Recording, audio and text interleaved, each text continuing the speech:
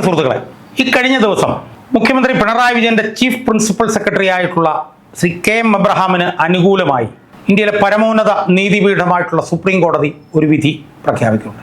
ആ വിധി യഥാർത്ഥത്തിൽ ഞെട്ടലോടുകൂടിയാണ് കേരളത്തിലെ ജനങ്ങൾ കേട്ടത്. കാരണം കേരളത്തിലെ പരമോന്നത നീതിപീഠമായിട്ടുള്ള ഹൈക്കോടതിയിലെ സിംഗിൾ ബെഞ്ച് ഈ KM എബ്രഹാം എന്ന് പറയുന്ന മുഖ്യമന്ത്രിയുടെ ചീഫ് പ്രിൻസിപ്പൽ സെക്രട്ടറി വരുമാനത്തിൽ കവിഞ്ഞ് സ്വത്ത് സമ്പാദിച്ചു എന്ന് പറഞ്ഞുകൊണ്ട് അദ്ദേഹത്തിന് CBI അന്വേഷണത്തിന് ഉത്തരവിടാൻ പറഞ്ഞിരുന്നു. അദ്ദേഹത്തിനെതിരെ കേസെടുത്ത് CBI അന്വേഷണത്തിന് ഉത്തരവിടാൻ പറഞ്ഞിരുന്നു ഇക്കഴിഞ്ഞ ഏപ്രിൽ 11-ാം തീയതി. ആ തീരുമാനത്തിനെതിരെ ശ്രീമാൻ KM എബ്രഹാം സുപ്രീം കോടതിയെ സമീപിച്ചു. സുപ്രീം കോടതിയെ സമീപിച്ച് അദ്ദേഹം ആ കേസ് കൊടുത്ത ദിവസം തന്നെ വാദം കേട്ട സുപ്രീം കോടതിയുടെ ഡിവിഷൻ ബെഞ്ച് അദ്ദേഹത്തിനെതിരെ CBI അന്വേഷണം നടത്തണം എന്ന കേരള ഹൈക്കോടതിയുടെ വിധി സ്റ്റേ ചെയ്തു. ആ CBI അന്വേഷണം ഇനി സ്റ്റേ ചെയ്തു. എന്നിട്ട് നോട്ടീസ് അയച്ചു. ഇതിൻ്റെ ഇനി വാദമൊക്കെ കേൾക്കും. ആ വാദം കേട്ട് കഴിഞ്ഞിട്ട് അത് വേണോ വേണ്ടോ എന്നുള്ളത് അപ്പോൾ തീരുമാനിക്കും. എന്തായാലും ഈ KM എബ്രഹാമിനെതിരായിട്ടുള്ള CBI നടപടികൾ ഇന്ത്യയുടെ ബഹുമാനപ്പെട്ട സുപ്രീം കോടതി സ്റ്റേ ചെയ്തു. സുഹൃത്തുക്കളെ, ഈ വിധിയുമായി ഈ വിധിന്യായവുമായി ബന്ധപ്പെട്ടുകൊണ്ട് അല്ലെങ്കിൽ സുപ്രീം കോടതിയിൽ ഈ നടപടിയുമായി ബന്ധപ്പെട്ടുകൊണ്ടാണ് ഒരു പൊതുപ്രവർത്തകൻ എന്നുള്ള നിലയിലും അഭിഭാഷകൻ എന്നുള്ള നിലയിലും എനിക്ക് ചില കാര്യങ്ങൾ എൻ്റെ പ്രേക്ഷകരോട് പറയാം. സുഹൃത്തുക്കളെ, ഞാൻ മനസ്സിലാക്കിയെടുത്തോളം എന്തോ സാങ്കേതികമായിട്ടുള്ള ഒരു കാരണം പറഞ്ഞുകൊണ്ടാണ് സുപ്രീം കോടതി ഈ KM എബ്രഹാമിനെതിരായിട്ടുള്ള CBI നടപടികൾ സ്റ്റേ ചെയ്തത് എന്നാണ് എനിക്ക് മനസ്സിലാക്കാൻ കഴിയും. ഞാൻ കേട്ടെടുത്തോളം എന്തോ പ്രിവെൻഷൻ ഓഫ് കറപ്ഷൻ ആക്റ്റും ഒക്കെ ആയിട്ട് ബന്ധപ്പെട്ടുകൊണ്ട് അത് പ്രോസിക്യൂട്ട് ചെയ്യണമെങ്കിൽ സർക്കാരിൻ്റെ അനുവാദം വേണമെന്നോ സർക്കാരിൻ്റെ അനുവാദം ഇല്ലാതിരുന്നു എന്നൊക്കെ പറഞ്ഞുകൊണ്ടാണ് ഇപ്പോൾ സുപ്രീം കോടതി ഇത് സ്റ്റേ ചെയ്തതായി മനസ്സിലാവുന്നത്. അതെന്ന് പറഞ്ഞാൽ അതൊരു സാങ്കേതികമായിട്ടുള്ള കാരണമാണ് എന്നർത്ഥം.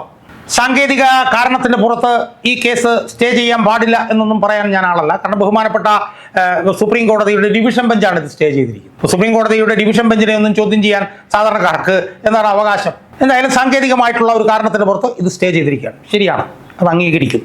സാങ്കേതിക കാരണം പറഞ്ഞ് ഇത് സ്റ്റേ ചെയ്യാനുള്ള അവകാശാധികാരം ബഹുമാനപ്പെട്ട സുപ്രീം കോടതിയിൽ നിക്ഷിപ്തമാണ്. അതിൽ തർക്കമൊന്നുമില്ല. പക്ഷേ ബഹുമാനപ്പെട്ട സുപ്രീം കോടതിയോട് വളരെ താഴ്മയോടുകൂടി വളരെ വിനീത വിധേയൻ എന്നുള്ള നിലയിൽ ഒരു പൗരൻ എന്നുള്ള നിലയിൽ എനിക്ക് ചോദിക്കാൻ ഉള്ളൊരു ചോദ്യമുണ്ട്. കേരളത്തിലെ മുഖ്യമന്ത്രിയുടെ പ്രിൻസിപ്പൽ സെക്രട്ടറി വരുമാനത്തിൽ കവിഞ്ഞ് സ്വത്ത് സമ്പാദിച്ചതുകൊണ്ട് അദ്ദേഹത്തിനെതിരായിട്ടുള്ള CBI അന്വേഷണം സ്റ്റേ ചെയ്യണം എന്നാവശ്യപ്പെട്ടുകൊണ്ട് കോടതിയിൽ വരുന്ന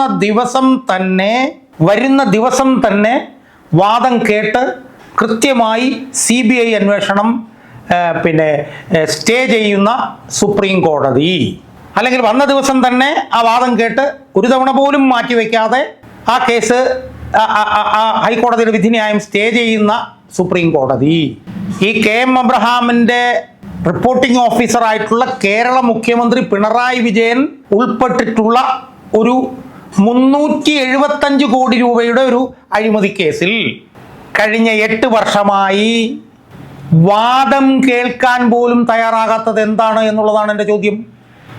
KM എബ്രഹാമിൻ്റെ കേസ് കോടതിയിൽ വരുന്ന ദിവസം തന്നെ വാദം കേൾക്കുന്നു. വാദം കേട്ടിട്ട് CBI അന്വേഷണം സ്റ്റേ ചെയ്യുന്നു. അതിനുള്ള അവകാശാധികാരം സുപ്രീം കോടതിക്കില്ല എന്നൊന്നും എനിക്ക് അഭിപ്രായമില്ല. വരുന്ന ദിവസം തന്നെ കേൾക്കുന്നു, സ്റ്റേ ചെയ്യുന്നു, അതിനുള്ള അവകാശമുണ്ട്. പക്ഷേ കേരള മുഖ്യമന്ത്രി പിണറായി വിജയൻ പള്ളിവാസൽ, പന്നിയാർ, ചെങ്കുളം എന്നീ ഇടുക്കി ജലവൈദ്യുത പദ്ധതികളുടെ നവീകരണവുമായി ബന്ധപ്പെട്ടിട്ടുള്ള ഒരു കേസിൽ ലാവലിൻ എന്ന് പറഞ്ഞ കമ്പനിക്ക് കരാർ കൊടുത്തതുമായി ബന്ധപ്പെട്ടുകൊണ്ട് 375 കോടി രൂപയുടെ അഴിമതി നടത്തിയെന്ന് 2005 കൺട്രോളർ ആൻഡ് ഓഡിറ്റർ ജനറൽ റിപ്പോർട്ടിൽ വന്നാണ് സുഹൃത്തുക്കളെ. 2005 ഇന്ന് 2025 ആ വിഷയത്തിൽ CBI അന്വേഷണം പ്രഖ്യാപിച്ചു കേരളത്തിലെ ഹൈക്കോടതിയുടെ ഡിവിഷൻ ബെഞ്ച്.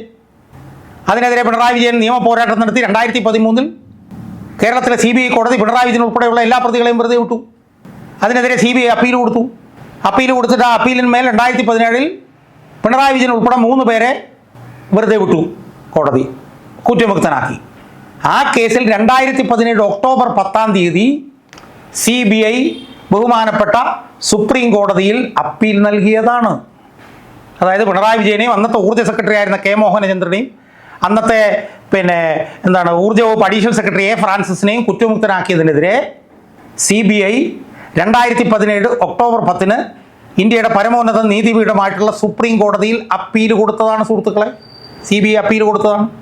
17 കഴിഞ്ഞ് 18, 19, 20, 21, 22, 23, 24, 25 ഈ അപ്പീൽ കൊടുത്തിട്ട് 8 വർഷങ്ങൾ കഴിഞ്ഞിട്ടും ഈ അപ്പീൽ കൊടുത്തിട്ട് ഞാൻ ഒന്നുകൂടി പറയാണ്, 8 വർഷങ്ങൾ കഴിഞ്ഞിട്ടും ഈ അഴിമതി കേസ് സുപ്രീം കോടതിയിൽ ഒരു തവണ വാദത്തിന് പോലും വന്നില്ല സുഹൃത്തുക്കളെ. വാദത്തിന് പോലും വന്നിട്ടില്ല. ഞാൻ മനസ്സിലാക്കുന്നിടത്തോളം ഈ കഴിഞ്ഞ 8 വർഷത്തിനുള്ള ഏതാണ്ടൊരു 40-45 തവണയാണ് ഈ അഴിമതി കേസ് ബഹുമാനപ്പെട്ട സുപ്രീം കോടതി മാറ്റിവെച്ചിട്ടുള്ളത്. ആ 45 തവണകളിൽ ഏതാണ്ടൊരു 10 തവണ ചീഫ് ജസ്റ്റിസിന്റെ നേതൃത്വത്തിലുള്ള ബെഞ്ചാണ് മാറ്റിവെച്ചിട്ടുള്ളത്.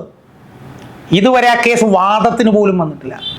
അപ്പോൾ മുഖ്യമന്ത്രിയുടെ പ്രിൻസിപ്പൽ സെക്രട്ടറിയുമായി ബന്ധപ്പെട്ടിട്ടുള്ള CBIയുടെ കേസ്, ആ CBIയുടെ കേസിനെതിരെ അപ്പീൽ സുപ്രീം കോടതി ചെല്ലുമ്പോൾ ആ സുപ്രീം കോടതി അപ്പീൽ ചെല്ലുന്ന ദിവസം തന്നെ വാദം കേട്ട് ആ CBI നടപടി സ്റ്റേ ചെയ്യുമ്പോൾ പിണറായി വിജയൻ എന്ന് പറയുന്ന രാഷ്ട്രീയ നേതാവ് ഉൾപ്പെട്ട 375 കോടി രൂപയുടെ അഴിമതി കേസ് ഇന്ത്യയുടെ പരമോന്നത നീതിപീഠമായിട്ടുള്ള സുപ്രീം കോടതിയിൽ 8 വർഷമായി വാദം കേട്ടിട്ടില്ല എന്ന് മാത്രമല്ല 40-45 തവണ മാറ്റിവെച്ചു എന്ന് പറയുമ്പോൾ ഇതെന്തൊന്ന് supreme കോടതിയായത്?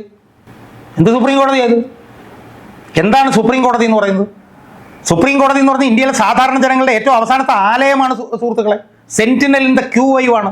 Watchful guardian of the fundamental rights of the people ആണ്. ഒരു സാധാരണ മനുഷ്യന് നീതി തേടി ചെല്ലാൻ കഴിയുന്ന ഏറ്റവും അവസാനത്തെ ആലയമാണ് ഇന്ത്യയിലെ സുപ്രീം കോടതി. ആ സുപ്രീം കോടതി ഒരു ഉന്നതനായിട്ടുള്ള രാഷ്ട്രീയ നേതാവ് ഉൾപ്പെട്ടിട്ടുള്ള അഴിമതി കേസ് 8 വർഷമായി കേൾക്കാൻ പോലും തയ്യാറാവുന്നില്ല സുഹൃത്തുക്കളെ. അതെന്തു നീതിയാണ് എന്ന് സുപ്രീം കോടതിയിലെ ബഹുമാനപ്പെട്ട ന്യായാധിപന്മാർ പറയണം എന്നാണ് എനിക്ക് സൂചിപ്പിക്കാനുള്ളത്. ആ കേസ് വാദത്തിന് വരാത്തത് എന്താണെന്ന് ഹൈക്കോടതി എന്തുകൊണ്ട് ചോദിക്കുന്നില്ല?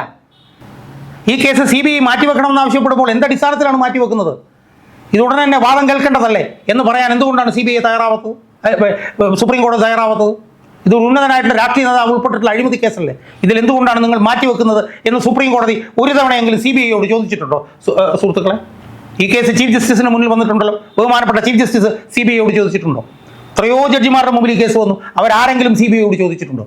അപ്പോൾ പിണറായി വിജയൻ ഉൾപ്പെട്ട 375 കോടി രൂപയുടെ അഴിമതി കേസ് വാദത്തിന് വരുമ്പോൾ അത് 30, 35, 40 തവണ മാറ്റിവെക്കാൻ ഒരു മടിയുമില്ലാത്ത ഈ സുപ്രീം കോടതിയിലെ ചീഫ് ജസ്റ്റിസും സുപ്രീം കോടതിയിലെ ന്യായാധിപന്മാരും പിണറായി വിജയന്റെ കീഴിൽ ജോലി ചെയ്യുന്ന ഒരു ഉദ്യോഗസ്ഥന്റെ പേരിലുള്ള CBI അന്വേഷണം ആവശ്യപ്പെട്ടുകൊണ്ടുള്ള അപ്പീൽ കോടതിയിൽ ചെല്ലുന്ന ദിവസം തന്നെ ആലോചിച്ച് നോക്ക്, ഒരു തവണ പോലും മാറ്റിവെക്കുന്നില്ല.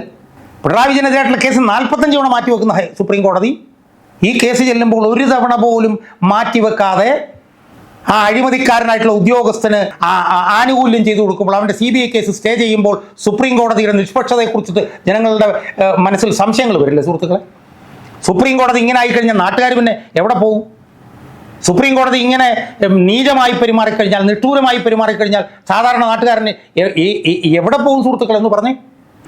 അപ്പോൾ KM എബ്രഹാമിന് പെട്ടെന്ന് നീതി, അതേസമയം വേറൊരു രാഷ്ട്രീയ നേതാവിൻ്റെ അഴിമതി കേസ് വരുമ്പോൾ കേൾക്കാൻ പോലും തയ്യാറാവുന്നില്ല. അതുകൊണ്ട് ഞാൻ കൂടുതൽ ദീർഘിപ്പിക്കുന്നില്ല. ഇത് സുപ്രീം കോടതി കാണിക്കുന്ന ഏറ്റവും വലിയ നീതികേടാണ്. സുപ്രീം കോടതി കാണിക്കുന്ന ഏറ്റവും വലിയ വിവേചനമാണ്. ജനങ്ങളോട് കാണിക്കുന്ന ഏറ്റവും വലിയ നീതിരഹിതമായിട്ടുള്ള സമീപനമാണ് എന്ന കാര്യം ഈ 2 വിഷയങ്ങൾ കൂടി താരതമ്യം ചെയ്യുമ്പോൾ സാധാരണ ജനങ്ങൾക്ക് ബോധ്യമാകും എന്നുള്ള കാര്യം എൻ്റെ പ്രേക്ഷകരുമായി പങ്കുവെക്കുകയാണ് ഞാൻ ഈ വീഡിയോയിലൂടെ ചെയ്തിട്ടുള്ളത്.